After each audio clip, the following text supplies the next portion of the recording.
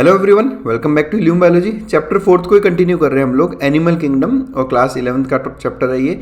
उसका आज ये 16th लेक्चर है जिसमें हम लोग बात करेंगे अबाउट एक क्लास जिसको कहते हैं साइक्लोस्टोमेटा। ठीक है, ये साइक्लोस्टोमेटा, ये चार्ट हमने पिछले वीडियो में देखा था, डिस्कस किया था अबाउट, जब हमने कॉर्डेटा शुरू किया था। देखो, हम वापस बता रहा हूँ एक बार इसको। कॉर्डेटा में हम लोग 3 सब फाइलम की स्टडी करते हैं, यानी कॉर्डेटा के जितने भी एनिमल्स हैं हमने उनको उनके कैरेक्टर्स के हिसाब से 3 सब फाइलम में डिवाइड किया था, जिसमें सबसे पहला सब फाइलम था यूरोकॉर्डेटा। यूरोकॉर्डेटा के बारे में हम स्टडी कर चुके हैं पिछले वीडियो में। उसके बाद सेकंड सब फाइलम जो है वो है सिफेलोकॉर्डेटा। देखो, ये एक तो आपको सबसे मेन ये ध्यान रखना होगा कि ये कौन सा टेक्सॉन है। अब जैसे कॉर्डेटा है तो कॉर्डेटा फाइलम है, और ये जो मैं आपको 3 बता रहा हूँ ये तीनों सब फाइलम है। तो ये भी छोटी छोटी चीज़ें हैं, लेकिन ये आप ध्यान रखें। तो कॉर्डेटा के 3 सब फाइलम, यूरोकॉर्डेटा, सिफेलोकॉर्डेटा और तीसरा था वर्टिब्रेटा। तो आज से हम लोग यहाँ पर वर्टिब्रेटा शुरू करेंगे। वर्टिब्रेटा, जैसा कि नाम से ही आपको समझ में आ रहा है कि ऐसे सारे एनिमल्स जिनमें वर्टिब्रल कॉलम प्रेजेंट होती है उसे आप वर्टिब्रेटा कहते हो। ये देखो आप पिक्चर वर्टिब्रल कॉलम का ह्यूमन बींग्स में, ये ह्यूमन बींग्स में आपको पता होगा इस तरह से ये पूरा, जिसे आप बैकबोन कहते हो, ये इस तरह का वर्टिब्रल कॉलम प्रेजेंट होता है। बेसिकली वर्टिब्रेटा उन कॉर्डेट्स को कहते हो जिनमें नोटोकॉर्ड जो होती है वो नोटोकॉर्ड वर्टिब्रल कॉलम में कन्वर्ट हो जाती है एडल्ट में। हमने कॉर्डेटा का कैरेक्टरिस्टिक फीचर ये कहा था कि जिन सब में नोटोकॉर्ड प्रेजेंट होती है उसे आप कॉर्डेटा कहते हो, और वो कॉर्डेट्स जिनमें नोटोकॉर्ड वर्टिब्रल कॉलम में कन्वर्ट हो जाती है जब वो एडल्ट बनते हैं तो उसे कहा जाता है वर्टिब्रेटा। ये सारे के सारे एनिमल्स वर्टिब्रेट्स कहलाते हैं। फिर हमने वर्टिब्रेटा के 2 डिवीजन किए थे, on the basis of presence और एब्सेंस ऑफ जॉज। इनको जॉज कहते हैं। देखो आप ये पिक्चर में, ये लोअर जॉ मैंडिबल और ये अपर जॉ मैक्सिला। जॉज बेसिकली वो बोन्स हैं जिनमें टीथ प्रेजेंट होते हैं। जबड़ा जिसे आप कहते हो ना हिंदी में, वही जबड़े को जॉ कहा जाता है, इनमें टीथ प्रेजेंट होते हैं। तो ऐसे वर्टिब्रेट्स जिनमें जॉ नहीं होता उसको तो हमने रखा डिवीजन एग्नेथा में, और ऐसे वर्टिब्रेट्स जिनमें जॉ प्रेजेंट होते हैं उसे हमने रखा ग्नेथोस्टोमेटा में।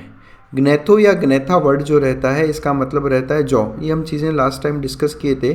ग्नेथा मीन्स जॉ, तो अग्नेथा मीन्स जिसमें जॉ नहीं है, और gnathostoma, gnatho is jaw, stoma is mouth. तो जिनके माउथ में जॉस प्रेजेंट है उनको आप कहते हो ग्नेथोस्टोमेटा। ठीक है, ये सब छोटे छोटे वर्ड्स जो है ना वो याद रखा करो आप।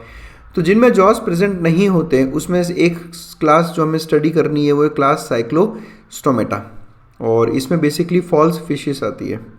फिर हमने ग्नेथोस्टोमेटा को जो है 2 पार्ट में डिवाइड किया था, पाइसिस और टेट्रापोडा, और जिसमें हमने कॉन्ट्रिक्थियस, ऑस्ट्रिक्थियस, पाइसिस, और टेट्रापोडा में एम्फीबिया, रेप्टाइल्स, एव्स और मैमल्स। ये चार्ट में पिछले वीडियो में डिस्कस कर चुका हूँ तो और डिटेल में नहीं लूँगा। यहाँ पर आपको एक चीज़ ध्यान रखनी है, वो ये कि पाइसिस यानी फिशेस जिसको आप बोलते हो, तो पाइसिस जो ग्रुप है उसमें आती है ट्रू फिशेस।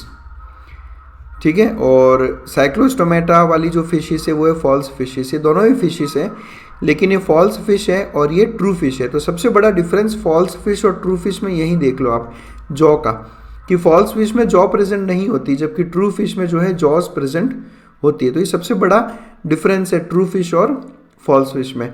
तो अपना जो आज का टॉपिक है वो है क्लास साइक्लोस्टोमेटा। ठीक है, और यानी कि फॉल्स फिशेस का ग्रुप। वर्टिब्रेटा को एक बार देख लेते हैं क्योंकि अब तक हमने वर्टिब्रेटा की बात नहीं की है। ये चार्ट ज़रूर मैंने आपको पिछले टाइम एक्सप्लेन कर दिया था, तो इस पर तो मैं वापस नहीं जाता, लेकिन वर्टिब्रेटा ग्रुप भी एक बार एनसीईआरटी में क्या क्या लिखा है वो हम लोग देख लेते हैं। ये कॉर्डेटा का एक सब फाइलम है, और इसमें वो एनिमल्स आते हैं जिनमें नोटोकॉर्ड एम्ब्रियोनिक पीरियड में प्रेजेंट होती है, और जब वो एडल्ट में कन्वर्ट होते हैं तो ये नोटोकॉर्ड वर्टिब्रल कॉलम में रिप्लेस हो जाती है। नोटोकॉर्ड से जो है वर्टिब्रल कॉलम बन जाता है। अब ये वर्टिब्रल कॉलम कुछ एनिमल्स में, कुछ वर्टिब्रेट्स में कार्टिलेज का बना होता है और कुछ एनिमल्स में बोन का बना होता है, बस यही डिफरेंस है। कुछ एनिमल्स में कार्टिलेजिनस वर्टिब्रल कॉलम में और कुछ एनिमल्स में बोनी वर्टिब्रल कॉलम में। जैसे हम हमारी बात करें ह्यूमन बींग्स की, तो हम भी वर्टिब्रेट्स में ही आते हैं और हमारे में बोनी वर्टिब्रल कॉलम होता है। पढ़ा होगा आपने, बोन्स में 26 वर्टिब्री प्रेजेंट होती है अपने पास में। तो ये 26 वर्टिब्री मिलकर और ये बोन्स की बनी होती है, ये एक वर्टिब्रल कॉलम का फॉर्मेशन करती है। वर्टिब्रेट्स में मस्कुलर हार्ट प्रेजेंट होता है जो कि वेंट्रल साइड में होता है। ये हमने कॉर्डेटा में ही स्टडी कर लिया था कि जितने भी कॉर्डेट्स हैं उन सब कॉर्डेट्स में हार्ट किस तरफ प्रेजेंट होगा, वेंट्रल साइड में है। तो ये हम ऑलरेडी डिस्कस कर चुके हैं। और पर्टिकुलरली वर्टिब्रेट्स की बात करें तो वर्टिब्रेट्स के हार्ट में किसी एनिमल में 2 चैम्बर, किसी एनिमल में 3, तो किसी एनिमल में 4 चैम्बर प्रेजेंट होते हैं। तो जैसे जैसे हम आगे पढ़ेंगे क्लासेस वैसे वैसे आप देखोगे कि किस तरह से नंबर ऑफ चैम्बर्स चेंज हो रहे हैं। सभी वर्टिब्रेट्स में एक्सक्रीशन और ऑस्मो रेगुलेशन के लिए किडनी नाम का एक ऑर्गन प्रेजेंट होता है जो हमें पता है अच्छे से। और इनमें जो अपेंडेजेस होते हैं वो या तो फिन्स होंगे या लिम्स होंगे। फिन्स फिशेस में मिलेंगे आपको, चाहे ट्रू फिश हो या फॉल्स फिश हो, फिन्स प्रेजेंट होंगे। और लिम्स जो है वो टेट्रापोडा में मिलेंगे आपको,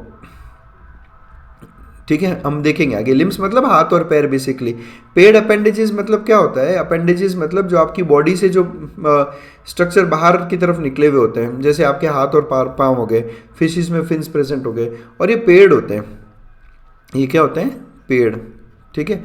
लेकिन साइक्लोस्टोमेट्स में जो है वो आपको पेड नहीं मिलेंगे। अभी हम देखेंगे, देखो हर क्लास में थोड़ा थोड़ा डिफरेंस आएगा यहाँ पर, बट ठीक है, हम लोग एक जनरल कैरेक्टर्स की यहाँ पर बात कर रहे हैं। और सबसे इंपॉर्टेंट एनसीईआरटी की लाइन पिछले वीडियो में भी डिस्कस की थी कि ऑल वर्टिब्रेट्स आर कॉर्डेट्स। बिल्कुल सही बात है भाई, कॉर्डेट्स में आते हैं वर्टिब्रेट्स। कॉर्डेट्स का ही एक सब फाइलम है वर्टिब्रेट्स। तो जितने भी वर्टिब्रेट्स होंगे वो कॉर्डेट्स होंगे, लेकिन all chordates are not vertebrates. बिल्कुल सारे कॉर्डेट्स वर्टिब्रेट्स नहीं होते, क्योंकि कुछ कॉर्डेट्स प्रोटोकॉर्डेट्स भी होते हैं जिनमें यूरोकॉर्डेटा और सिफेलोकॉर्डेट्स आता है, जो हम ऑलरेडी डिस्कस कर चुके हैं। चलो फिर वर्टिब्रेटा की सबसे पहली क्लास साइक्लोस्टोमेटा। साइक्लोस्टोमेटा का डिवीजन कौन सा है? अग्नेथा डिवीजन। अग्नेथा मतलब कि इनमें जॉस प्रेजेंट नहीं होते, तो एक फीचर तो आप यहीं से याद कर लो। दूसरा, ये सारी की सारी फिशेस फॉल्स फिशेस कहलाती है। ट्रू फिशेस किस में आएगी? पाइसिस वाले ग्रुप में। अब साइक्लोस्टोमेटा एक बार नाम पे चलते हैं हम लोग। साइक्लो इज साइकिल, यानी कि सर्कुलर। जब हम पढ़ते हैं ना क्रैब साइकिल वगैरह, तो साइक्लो इज सर्कुलर। और स्टोमा अभी हमने कहा था थोड़ी देर पहले, माउथ, यानी ये वो फिशेस है जिनके पास एक सर्कुलर माउथ प्रेजेंट होता है। अभी मैं दिखाता हूँ आपको पिक्चर, इसलिए इसका नाम दिया गया साइक्लोस्टोमेटा। तो सबसे पहला फीचर जॉलेस फिशेस है ये सारी के सारी। इनके जितने भी लिविंग मेंबर्स हैं जो साइक्लोस्टोमेटा में प्रेजेंट होते हैं, ये सारे के सारे दूसरी ट्रू फिशेस पे एक्टोपैरासाइट्स की तरह रहती है। अब एक्टोपैरासाइट्स क्या होते हैं? एक्टोपैरासाइट्स वो पैरासाइट्स जो अपने होस्ट के सरफेस पे रहेंगे। एक होता है, देखो पैरासाइट्स 2 टाइप के होते हैं। एक होते हैं endo parasite, endo means inside, तो वो पैरासाइट्स जो होस्ट की बॉडी के अंदर रहते हो उनको आप कहते हो एंडो पैरासाइट। इसका ऑपोजिट रहता है एक्टो पैरासाइट। ये वो पैरासाइट है जो अपने होस्ट की बॉडी सरफेस पे रहते हैं, बॉडी के अंदर नहीं रहते। तो जितने भी साइक्लोस्टोमेट्स हैं ये के सारी एक्टो पैरासाइट्स है दूसरी फिशेस के ऊपर। इनका बॉडी कैसा? इलोंगेटेड बॉडी रहता है। ये देखो आपके सामने इसका एक पिक्चर है, एक लंबी सी इलोंगेटेड बॉडी। और गिल स्लिट्स प्रेजेंट होते हैं इनमें। नोटोकॉर्ड और गिल स्लिट्स ये दोनों ही किसके फीचर है? कॉर्डेटा के। तो बिकॉज साइक्लोस्टोमेट्स भी कॉर्डेट है तो इनके पास भी गिल स्लिट्स प्रेजेंट होते हैं, ठीक है। लेकिन डिफरेंस आएगा इनमें नंबर का। साइक्लोस्टोमेट्स में जो नंबर ऑफ गिल स्लिट्स हैं वो है 6 to 15।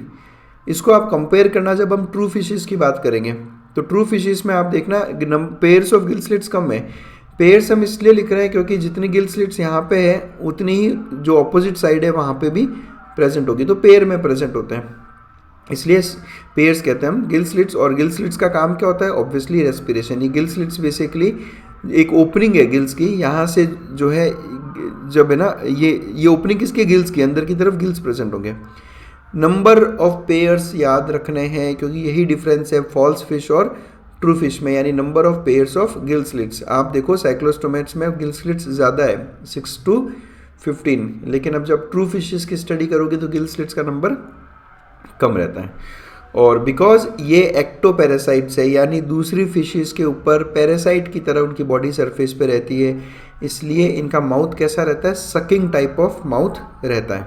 ये देखो आप सर्कुलर माउथ, ये माउथ है, ये एक फॉल्स फिश का माउथ है, ये पूरा सर्कुलर माउथ है इसलिए साइक्लोस्टोमेट बोला। और माउथ कैसा है? Sucking type of mouth. Sucking type of mouth क्यों?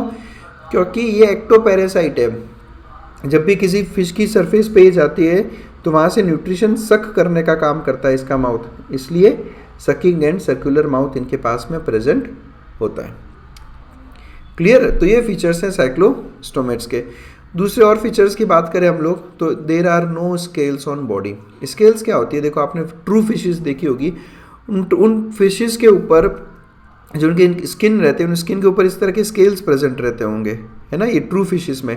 लेकिन साइक्लोस्टोमेट्स में ऐसा नहीं होता। तो ये एक और डिफरेंस जो है आपको याद रखना है कि ट्रू फिश पे स्केल्स प्रेजेंट होती है, फॉल्स फिशेस पे स्केल्स प्रेजेंट नहीं होती। एक और difference, fins are unpaired.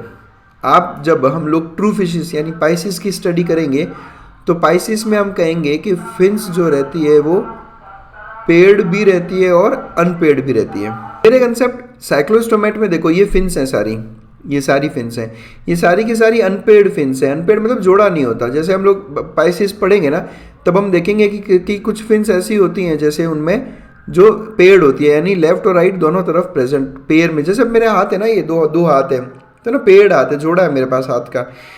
True fishes में फिन्स का पेयर रहता है, जबकि साइक्लोस्टोमेट्स में जो फिन्स है हमेशा अनपेड रहेगी। ये एक और डिफरेंस फॉल्स फिश और ट्रू फिश में। तो ये छोटे छोटे डिफरेंसेस आपको याद रखने देखो, है ना, ताकि चीज़ें अगर कंपेरेटिव बेस पे क्वेश्चंस आए तो आप कर सको। और दूसरा, आप जब कंपेयर करके पढ़ते हो चीज़ों को तो और आसानी से आप उसे याद कर सकते हो।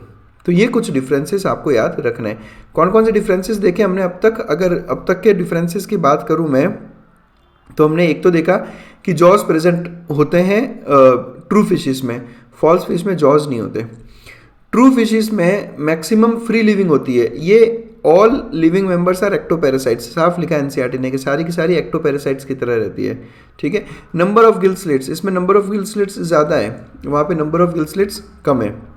इनके पास में सकिंग माउथ है क्योंकि पैरासाइट्स है, वो पैरासाइट्स नहीं होती तो सकिंग माउथ नहीं रहता।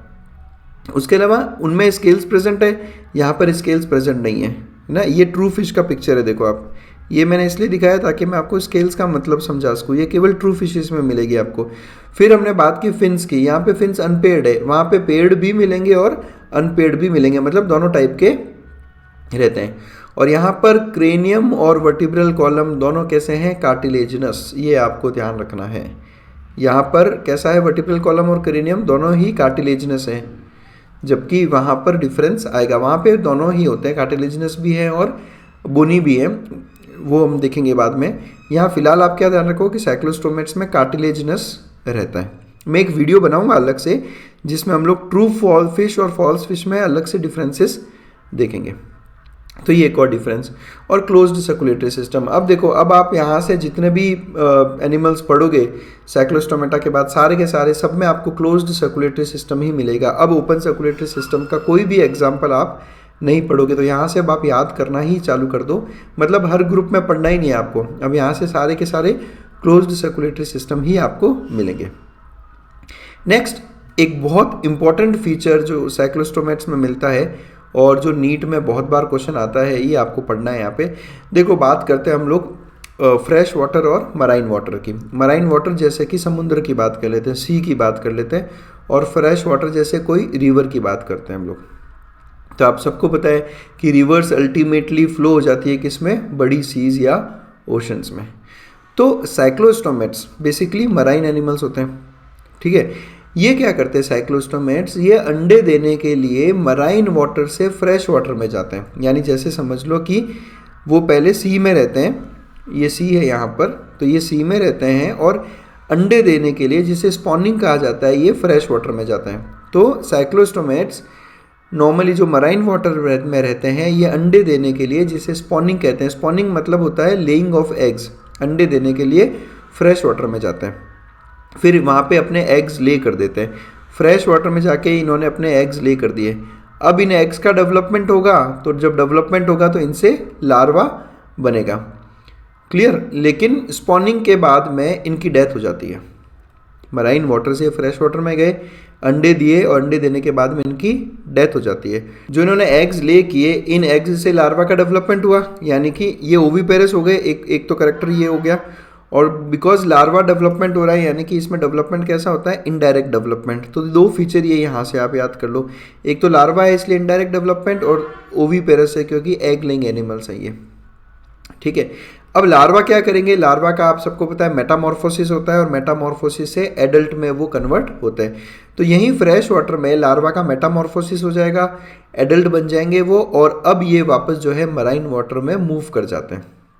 यानी साइक्लोस्टोमेट्स जो एडल्ट साइक्लोस्टोमेट्स हैं ये तो मराइन वाटर में ही रहते हैं, लेकिन एग ले करने के लिए, स्पॉनिंग के लिए फ्रेश वाटर में जाते हैं जहाँ पे उनकी डेथ हो जाती है। फिर उन स्पॉनिंग वाल में जो एग ले किए उन्होंने, उन एग्स से लार्वा का डेवलपमेंट हुआ, लार्वा मेटामॉर्फोसिस करके एडल्ट में कन्वर्ट होगा और वापस ये मराइन वाटर में मूव कर जाएंगे। तो ये जो एक हैबिट है साइक्लोस्टोमेटा में, ये आपको ध्यान रखना, और एग्जाम में क्वेश्चन आते हैं, बहुत बार आते हैं।